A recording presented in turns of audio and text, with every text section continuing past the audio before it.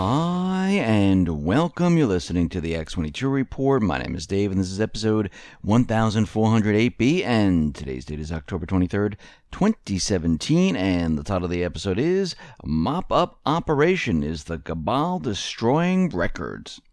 Let's get into the economic collapse, political, and geopolitical news. Now, as we know, Mueller is still probing into Russian collusion, and he's been doing this for quite a while, and so far hasn't found that much.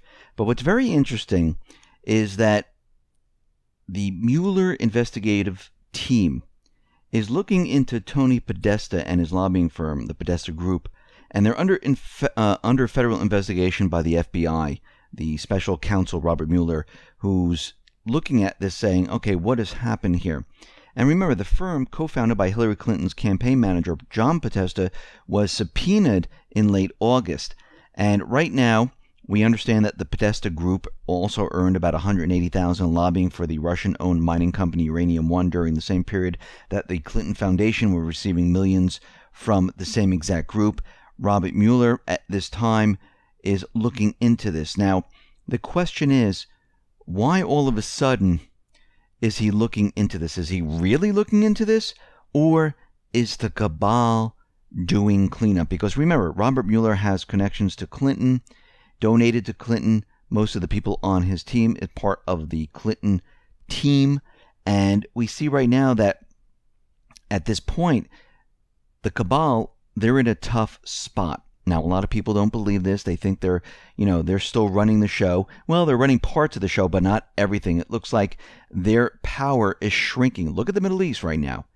They're having a huge amount of trouble. Now, I know a lot of people are out there saying, well, we're sending forces to Afghanistan. Something's happening in Syria. We're expecting, hundreds of thousands of troops going in there. And that, of course, never happened. What we see in Syria is that the Islamic State, the paid mercenaries, they're almost finished. The Kurdish people who had the referendum, that's going nowhere. And pretty soon, the United States is going to be asked to leave Syria, Iraq, and the rest of the countries. So is Mueller in there telling everyone that they are investigating all of this? Are they really cleaning up certain records? Is this a mop-up operation? Now, when you lose power and you understand that you're losing power, what happens? You need to clean up all documentation of what has happened in the past. You have to destroy the evidence.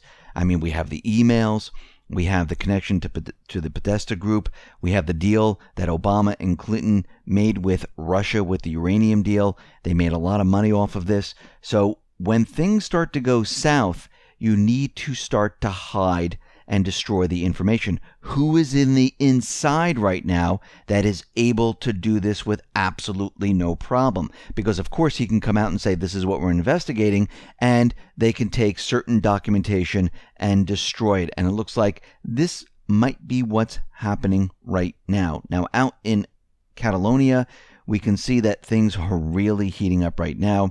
Madrid gave Catalonia an ultimatum, and the Catalan parliament said, listen, we're not going to follow this. We see that you enacted Article 155, and it looks like we're going to have to take action at this point. And the people are not sitting back. They're not saying, oh, we're just going to go along with this. They're saying, listen, we want independence. We had a referendum. It was grassroots, free and open, and this is what we want to do. Now, of course, the European Commission said it supports Madrid's decision to invoke the special constitutional powers to dissolve the government of Catalonia and force a new election.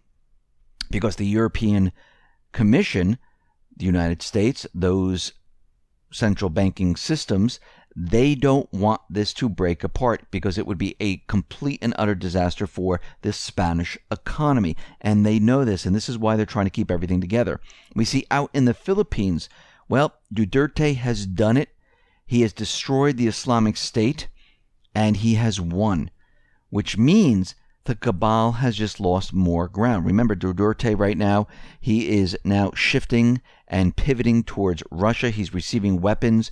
We have Russian ships docking in the Philippines.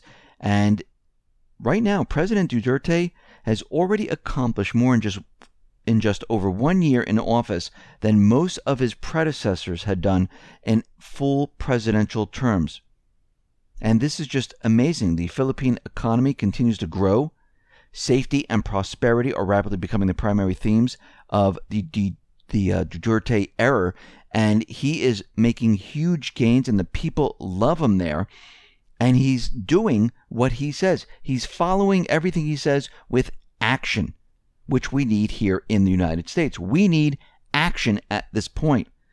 Now, we see Rex Tillerson, the Secretary of State, he made this secret visit to Afghanistan. Now, we know that there are more troops going into Afghanistan, but I think this is a little different than when Obama was sending troops in there or when Bush was sending troops into there.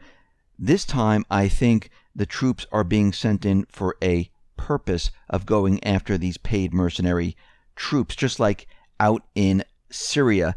And the reason why I say this is because Tillerson said something very, very interesting.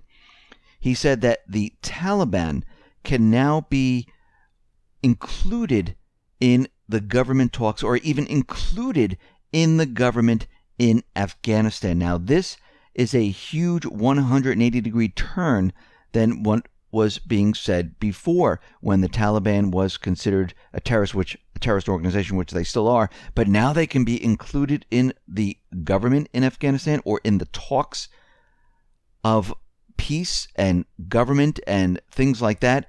This is a huge turning point at this time. And what this means is that something else is going on in Afghanistan. We know that Russia and China are there. They're pushing their agenda in Russia and China to have peace there.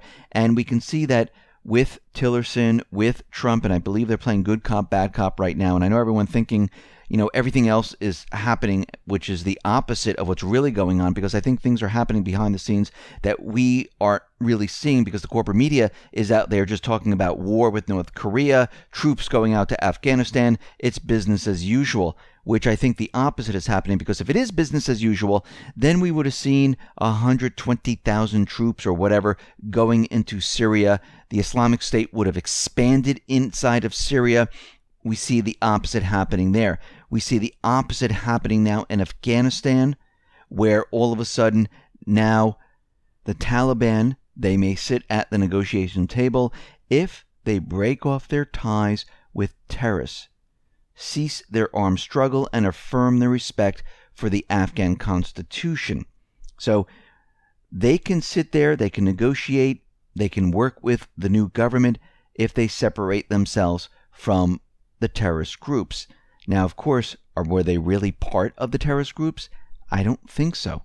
I think this was played up over time, and I think at this point they're just going to come out and say, okay, hey, we're not part of this terrorist groups. We'd like to be included with the negotiations, and this is a huge change out in Afghanistan where we're going to have two sides talking to each other. This is what China and Russia have been trying to do for a very long time. We also see Tillerson, well, he made a stop in Iraq. Now remember, he was out there telling the Iraqi government to remove the Iran militias because they're designated as terrorists. Now, I think he did this on purpose.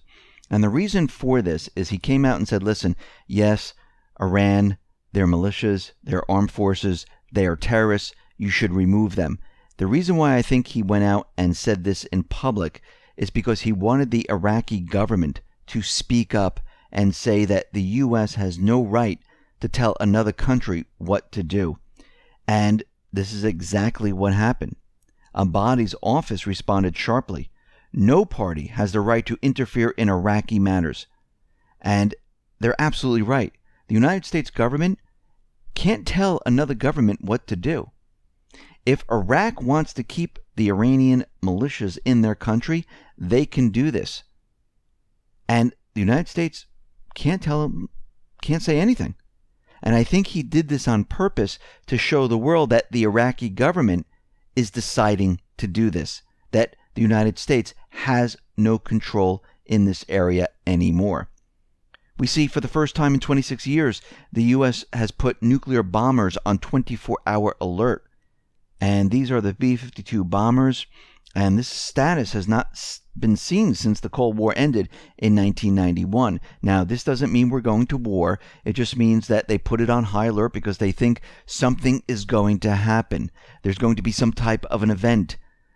Now, there might be one. Maybe they're getting word that, yes, the Cabal is going to try to do something. This is why they're having the bombers on alert and ready to go. Or it might be a ploy right now to keep the corporate media completely busy with war, because this is what they like. They think that troops are going into Afghanistan. We're making huge progress in Syria. We're going to be invading North Korea, where actually, if you're following all this, the opposite is all happening right now.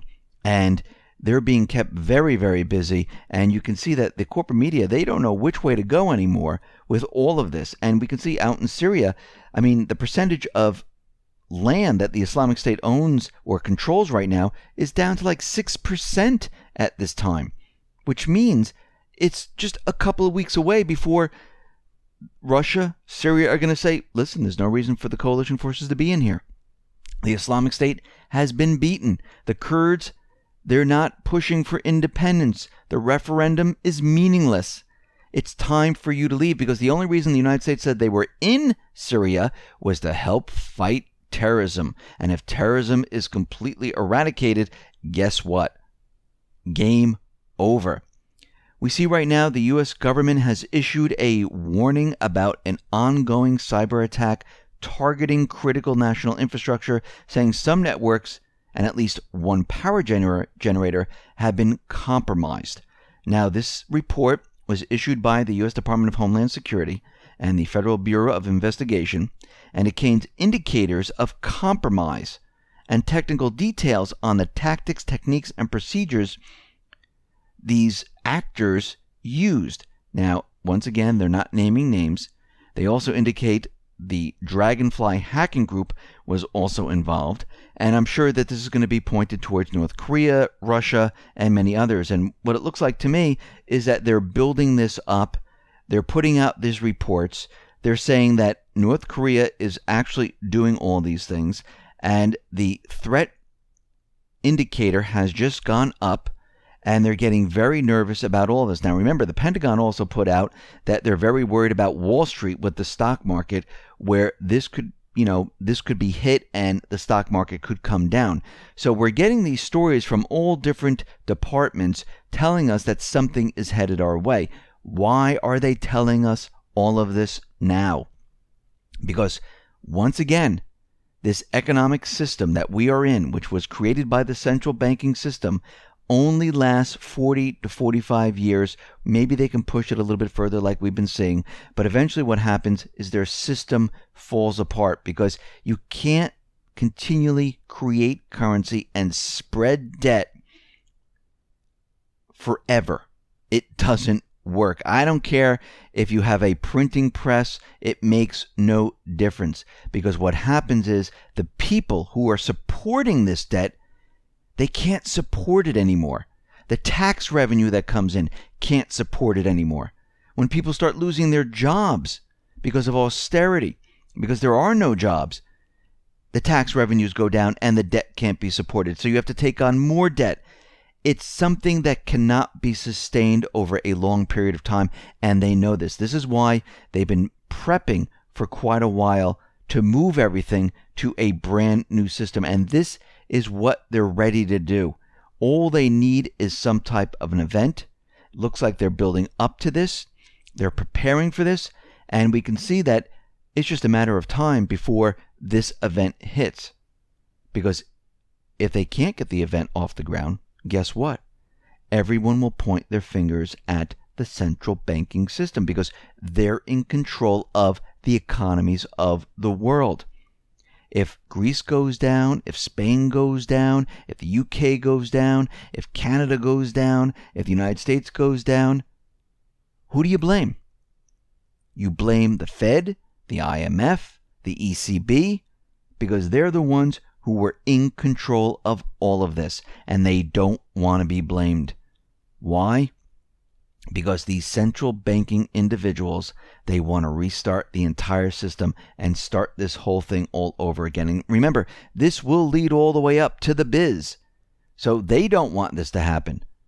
Now, of course, the biz is out there saying that, and this is the Bank of International Settlement, this is the central banks of all central banks, they're out there saying that, yes, we have too much debt. Yes, we're putting out a report that we might enter a global financial crisis. The IMF is putting out a report because these are the high-level central bankers. These low-level central bankers, they're going to be destroyed in the process. But the high-level central banking systems, they're going to continue on. They're already prepared and ready to move to a different location. They don't care about people. They have no allegiance to a country or group. They don't care about that stuff. All they care about is their debt model and how they have to restart it, reset the entire system, because they know once they reach a certain point, they have to continually reset it. The best way is with an event, and this is what they're trying to push. Listen, everyone, thanks a lot for listening. Be well, be safe, and especially be prepared. Thanks a lot.